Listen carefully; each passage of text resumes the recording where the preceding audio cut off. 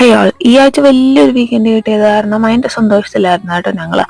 അങ്ങനെ എന്റെ കെട്ടിയൊരു മുടി വെട്ടണം എന്ന് പറഞ്ഞിട്ട് മുടി വെട്ടാൻ പോയ വഴിക്ക് ആ ഒരു പാർക്കൊക്കെ ക്രോസ് ചെയ്തിട്ട് വേണം പോകാനായിട്ട്. അപ്പൊ ആ പാർക്കിലേക്ക് ഈത്തപ്പഴം എല്ലാം കായ്ച്ചിട്ടുണ്ട് കേട്ടോ.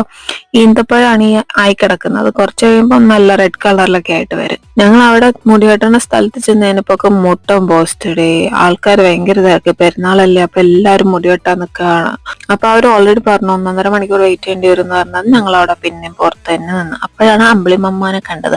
അമ്പിളിയമ്മയുടെ അമ്പിളിയമ്മ താമരക്കുള്ളിലെന്തുണ്ട് പാട്ടും പാടി വഴി കൂടെ പോണ ആൾക്കാരെയൊക്കെ കമന്റ് അടിച്ച് അങ്ങനെ നിൽക്കാണ്. അപ്പൊ അതുകൊണ്ട് ഈ റെസ്റ്റോറന്റിൽ വെള്ളം തിരിച്ചുകൊണ്ടേയിരിക്കുന്നത്. അത് ചൂട് കൂടിയത് കാരണം ഇങ്ങനെ എല്ലായിടത്തും ഇപ്പൊ ചെയ്യും കേട്ടോ.